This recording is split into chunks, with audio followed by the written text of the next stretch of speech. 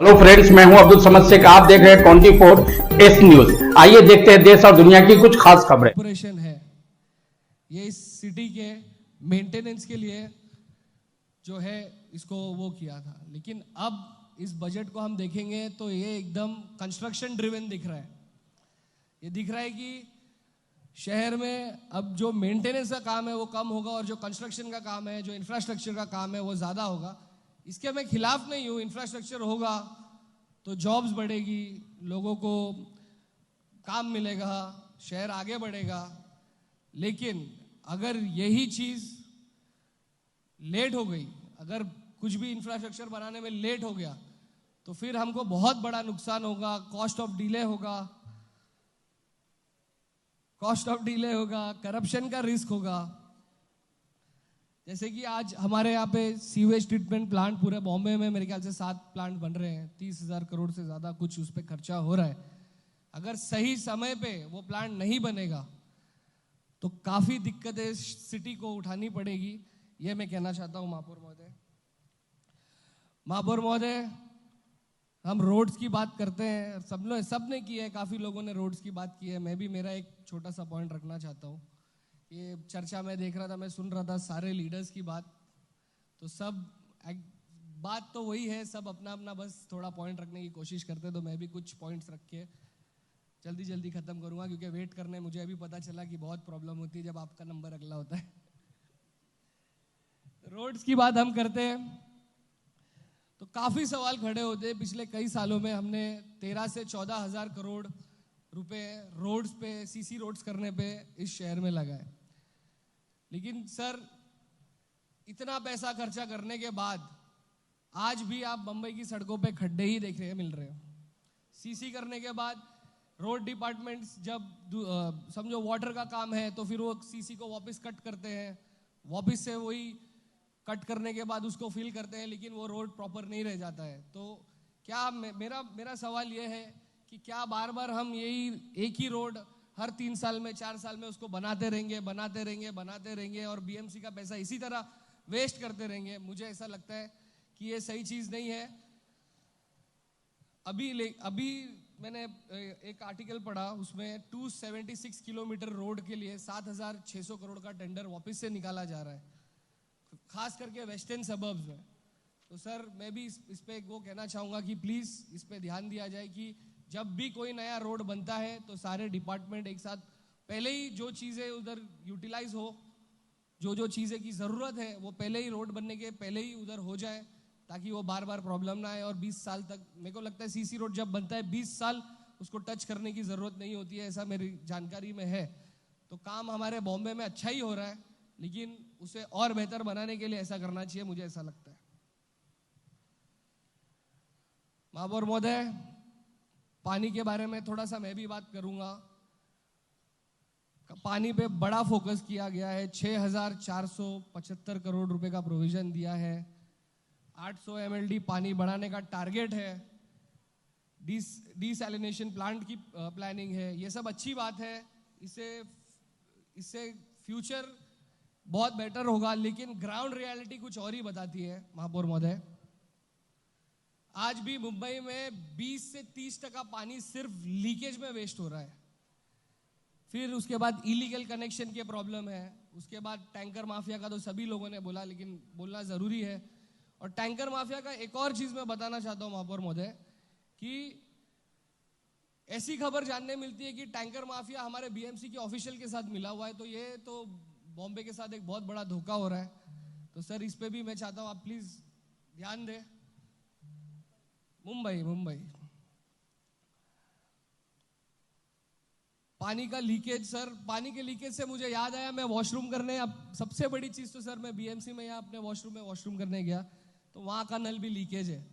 तो मैं क्या ही बोलूं सर इस बारे में। सबसे पहले हमें अपने घर को ठीक करना चाहिए, उसके बाद हम सिटी को ठीक करने के वादे कर सकते हैं। तो प्लीज मैं कहना चाहूंगा, पहले वहां पे एक नल जो है वो भी फिक्स कराया जाए। और साथ ही साथ ये लीकेज के ऊपर मेरा एक सजेशन है, मैं एक सूचना देना चाहता हूँ सर, कि लीकेज के लिए हर एक वार्ड में, मैं अभी एक प्रभाग समिति अध्यक्ष हूँ, तो हर एक, मैंने ऐसे सोचा है कि हर एक वार्ड में एक टास्क फोर्स टीम बनाई जाए जो स्पेसिफिकली लीकेज को टारगेट करे। तो उससे क्या होगा सर, हमारा जो लीकेज में पानी वेस्ट होता है वो लोगों को पानी बराबर से मिलेगा, ऐसा मेरा सूचना है सर। महापौर महोदय, पानी से रिलेटेड फ्लड की बात करते हैं, फ्लडिंग की बात करते हैं। बारिश होती है तो काफ़ी एरिया डूब जाते हैं मुंबई में। हर साल हम वही वादे करते हैं लेकिन कुछ होता नहीं है इसमें। इस बार भी 1800 करोड़ का स्टॉर्म वाटर ड्रेन के लिए रखा गया है, एलोकेट किया गया है फंड। लेकिन इतने सालों से हम स्टॉर्म वाटर ड्रेन पे काम कर रहे हैं, लेकिन बॉम्बे में आज भी 492 फ्लड प्रोन स्पॉट्स है। तो 492 फ्लड प्रोन स्पॉट्स आपको अगर इस शहर में मिल रहे हैं तो मतलब हमने क्या प्रोग्रेस किया है? हर साल हम ये फंड कहाँ यूज कर रहे हैं? ये भी एक सवाल मैं आयुक्त से पूछना चाहूंगा कि आप प्लीज इस पे भी ध्यान दें और जो भी ये फ्लड्स, जहाँ पे फ्लड प्रोन एरिया है उसे ठीक करने का काम करें। फ्लड से रिलेटेड एक और बात है सर, मेरे वार्ड की बात है। मैं पर्सनली आपको बताना भी चाहता हूँ कि मेरे वार्ड में जो पानी की पाइपलाइंस है, लीगल पाइपलाइंस जो लोगों ने ली है, सीसी रोड बनने की वजह से वाटर डिपार्टमेंट ने उसको गटर में डाल दिया है। मैं कुछ तस्वीरें आपके पास भेजता हूँ सर, प्लीज इसको एक बार देखिए। तो अभी जब डिसल्टिंग का काम चालू है, छोटी गटर साफ करने का जो काम चालू है, तो आपको मैं भेजता हूँ सर, आप देखिए कि वहां पे आदमी काम ही कैसे करेगा।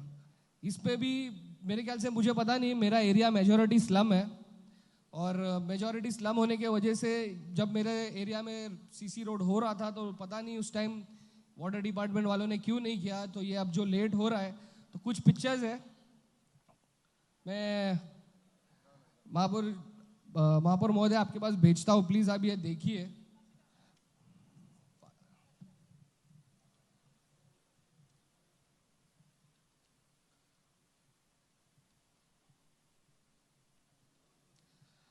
महापौर महोदय प्लीज ये थोड़े पिक्चर्स मैंने आपको भेजे हैं, प्लीज जरूर इस पे ध्यान दीजिए। और प्लीज मैं चाहता हूं आपके माध्यम से कि ये मेरे वार्ड की सिचुएशन है। अब आप भी बताइए, बारिश में जब बारिश होगी, और ये मेरा एक बहुत बड़ा मेजॉरिटी न्यू कलेक्टर कंपाउंड हम इसे बोलते हैं, तो वहाँ की आबादी भी बहुत ज़्यादा है। प्लीज़ इस पे आप फोकस करके खास करके आदेश दीजिए कि ये इसका कुछ रास्ता निकाला जाए, नहीं तो बारिश में काफ़ी लोगों को बहुत तकलीफ होगी। उनके घर के अंदर इतना पानी होगा सर कि उसका जवाब नहीं है। हेल्थ सेक्टर की कुछ बात करना चाहूँगा, मैं अपना पॉइंट रखना चाहूँगा। 7,456 करोड़ का बजट रखा गया है, जो कि इस बजट का तकरीबन 9% है। पहले के थोड़ा सा रिसर्च कर रहा था, तो पहले के जब बजट निकलते थे तो हेल्थ का जो बजट होता था वो कम से कम 25 से 30% होता था। तो मुझे पता नहीं, हेल्थ एक बहुत बड़ा 25 से 30% होता था तकरीबन, तो हेल्थ एक बहुत बड़ा विषय है। मुझे पता नहीं इसमें बजट कम क्यों कर दिया गया, इसे उतना ही रखना चाहिए था, ऐसा मेरा सजेशन है। हॉस्पिटल्स बन रही है, बिल्डिंग्स बन रहे हैं, लेकिन डॉक्टर, स्टाफ, मेंटेनेंस, ये सब चीज़ों की कमी आज भी आपको हर बीएमसी हॉस्पिटल में मिलेगी। और आम आदमी जो है वो प्राइवेट हॉस्पिटल ज़्यादा अफोर्ड नहीं कर सकता है। जो गरीब आदमी है उसकी उम्मीद बीएमसी से ही होती है, और जब बीएमसी का ही सिस्टम स्ट्रगल कर रहा है तो गरीब आदमी क्या करे। मैं अभी एक किस्सा बताता हूँ। एक मेरे पत्रकार दोस्त है, तो उनके बेटे का कुछ एक्सीडेंट हुआ, 20 दिन वो आईसीयू में था। 20 दिन आईसीयू में वो फुल एसी में रहने के बाद जब उसको थोड़ा ठीक हुआ, बेहतर हुआ, तो उसे अपना जनरल वार्ड में डाला गया। जब जनरल वार्ड में डाला गया तो एक पंखे पे 3 लोग, उसने मुझे बताया, एक पंखे के नीचे 3 पेशेंट है। तो उस कारण वापस से वो बीमार हो गए, उसे वापस आईसीयू जाना पड़ा, बिकॉज बहुत ज़्यादा गर्मी थी। और ये अभी रिसेंट की बात है, ज़्यादा पुरानी बात नहीं है। तो महापौर महोदय, मैं कहना चाहता हूँ कि जब बीएमसी नया हॉस्पिटल बनता है तो उसमें जो जनरल वार्ड्स है उसमें भी एसी होनी चाहिए, ऐसी मेरी मांग है। और मेरा ऐसा सोचना है कि जब आईसीयू से पेशेंट थोड़ा जनरल वार्ड में आता है तो उसको भी वो सारी सुविधा वापस जैसे प्राइवेट हॉस्पिटल आपको देती है वैसे हम बीएमसी वाले दे सकते हैं। इसको कॉस्ट कट करने के लिए हम हॉस्पिटल में सोलर प्लांट भी लगा सकते हैं ताकि अपने हॉस्पिटल्स को जो इलेक्ट्रिसिटी का जो है उसमें बेनिफिट हो। महापौर महोदय, पार्किंग के इशू के बारे में भी बहुत लोगों ने बोला, बहुत लोगों ने कहा। मैं भी अपना एक वो रखना चाहता हूँ कि पार्किंग की बड़ी समस्या बन चुकी है इस मुंबई शहर में। पिछले 6 साल से बीएमसी एक मोबाइल ऐप की बात कर रही है जिसके जरिए लोग पार्किंग ऑनलाइन बुक कर सके, लेकिन 6 साल बाद भी वो बात पेपर पे ही रह गई है। अभी तक ऐसा कोई ऐप बना नहीं है।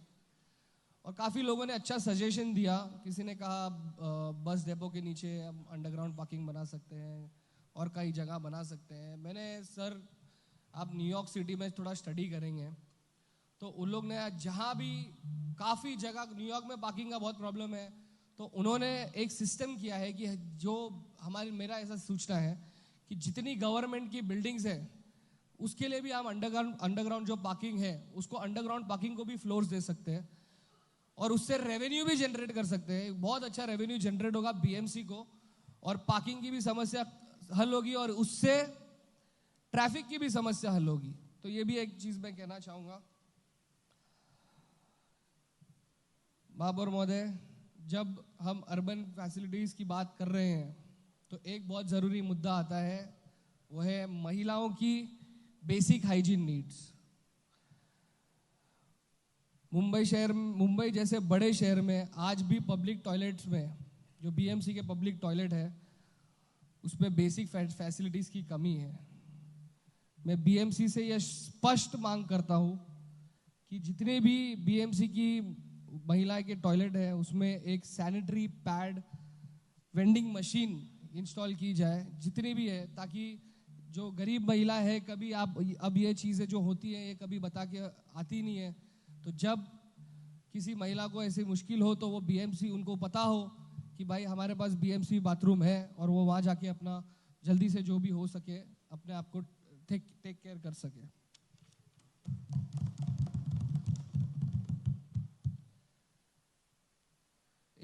एक और मुद्दा है मेरा थोड़ा सा। बीएमसी के हर काम के लिए महापौर महोदय एक कंसल्टेंट रखा जाता है कॉन्ट्रैक्टर द्वारा। तो मेरा ये मानना है जब बीएमसी के पास ऑलरेडी खुद के इंजीनियर्स हैं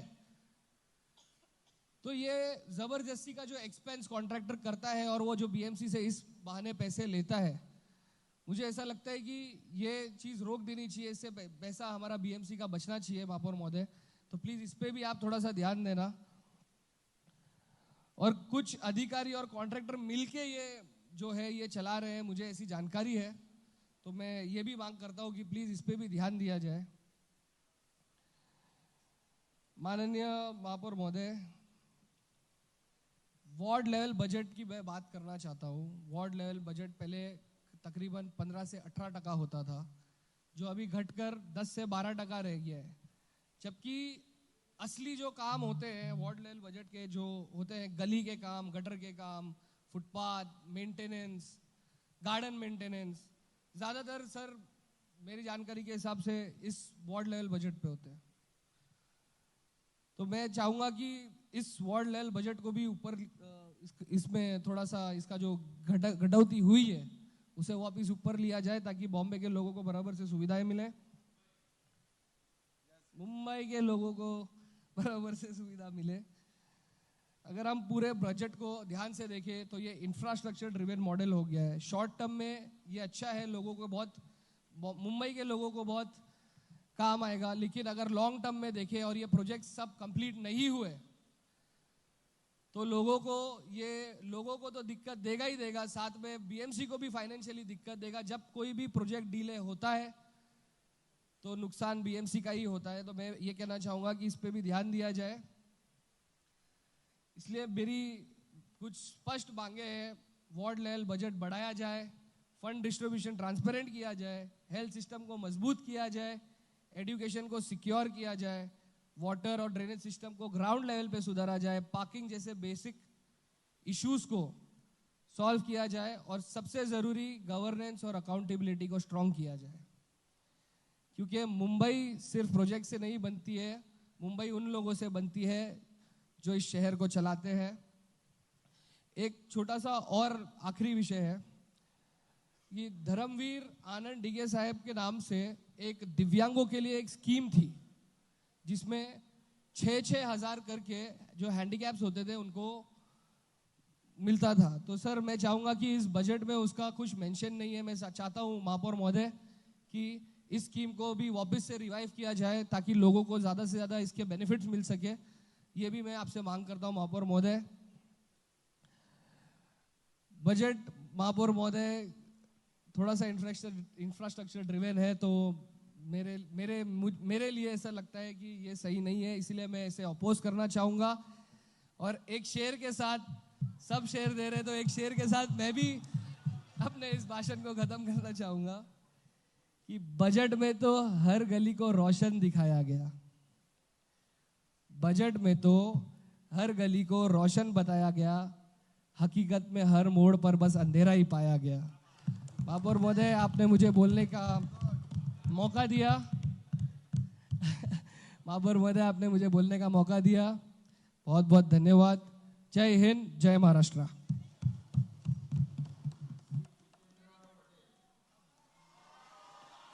धन्यवाद। हमारे इस चैनल को देखने के लिए लाइक, शेयर, सब्सक्राइब करें।